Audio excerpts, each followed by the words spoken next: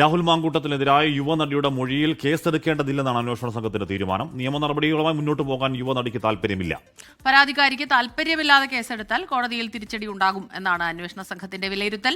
യുവനടിയെ കേസിലെ സാക്ഷിയാക്കാനാണ് ഇപ്പോഴത്തെ നീക്കം. നമ്മൾ നേരത്തെ പ്രതീക്ഷിച്ചിട്ടുള്ള ഒരു കാര്യം തന്നെയാണ്. കാരണം ഇതുമായി ബന്ധപ്പെട്ട് രാഹുൽ മാങ്കൂട്ടത്തിലുമായി ബന്ധപ്പെട്ട് ലൈംഗിക ആരോപണ വിവാദത്തിൽ ആദ്യം ഒരു വെളിപ്പെടുത്തൽ നടത്തിയത് കൊച്ചിയിലെ യുവനടിയായിരുന്നു. പക്ഷേ പിന്നീട് ഇതുമായി ബന്ധപ്പെട്ട് വലിയ വിവാദങ്ങൾ ഉണ്ടാവുകയും ക്രൈംബ്രാഞ്ച് പ്രത്യേക സംഘം അന്വേഷണം ആരംഭിക്കുകയും ഒക്കെ ചെയ്തു. അപ്പോഴും സംസ്ഥാന പോലീസ് മേധാവിക്ക് ലഭിച്ച തേർഡ് പാർട്ടി പരാതികളുടെ അടിസ്ഥാനത്തിലായിരുന്നു ഈ ക്രൈംബ്രാഞ്ചിന്റെ അന്വേഷണം. അത് നേരിട്ട് കോടതിയിൽ നിൽക്കില്ല. ഹേമ കമ്മിറ്റി റിപ്പോർട്ടിന്റെ അടിസ്ഥാനത്തിലെടുത്ത കേസുകളുടെ അവസ്ഥ അതിനുണ്ടാകുമെന്ന് അന്വേഷണ സംഘം നേരത്തെ തന്നെ വിലയിരുത്തിയതാണ്. അതിനുശേഷമാണ് ഈ അന്വേഷണ സംഘം യുവനടിയെ സമീപിച്ചത്. ആ യുവനടി രാഹുൽ പിന്തുടർന്ന് ശല്യം ചെയ്യുന്ന യുവനടി അവരുടെ പ്രാഥമിക മൊഴിയായി നൽകിയിരുന്നു. മാത്രവുമല്ല ചാറ്റുകളുടെ സ്ക്രീൻഷോട്ട് ഉൾപ്പെടെയുള്ള കാര്യങ്ങളും അവർ അന്വേഷണ സംഘത്തോട് പങ്കുവച്ചു. പക്ഷേ അവർക്ക് നിയമ നടപടിയുമായി മുന്നോട്ട് പോകാൻ താല്പര്യമില്ല എന്ന് ക്രൈംബ്രാഞ്ച് സംഘത്തെ വീണ്ടും വീണ്ടും അറിയിക്കുകയാണ്. ഈ സാഹചര്യത്തിലാണ് ഇതിലൊരു ഡയറക്റ്റ് പരാതിക്കാരി എന്ന രീതിയിൽ യുവനടിയെ പരാതിക്കാരിയാക്കി കേസ് മുന്നോട്ട് കൊണ്ടുപോകേണ്ടതില്ല എന്നുള്ളൊരു തീരുമാനത്തിലേക്ക് ഇപ്പോൾ ക്രൈംബ്രാഞ്ച് അന്വേഷണ സംഘം എത്തിയിട്ടുള്ളത്. പകരം ഇവരെ സാക്ഷിയാക്കാനുള്ള നീക്കം ഇപ്പോൾ ക്രൈംബ്രാഞ്ച് സംഘം നടത്തുന്നുണ്ട്. അപ്പോഴും കോടതിയിൽ ഈ കേസ് എത്തുമ്പോൾ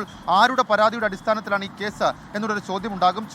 കോടതിയിൽ ഈ കേസ് നിലനിൽക്കുമോ എന്നുള്ള അവസ്ഥ തന്നെ ഉണ്ടാകും. സ്വാഭാവികമായും അത് അന്വേഷണ സംഘത്തെ സംബന്ധിച്ച് അവരുടെ അന്വേഷണം വഴിമുട്ടുന്ന സാഹചര്യം തന്നെയാണ് ഇപ്പോഴുള്ളത്.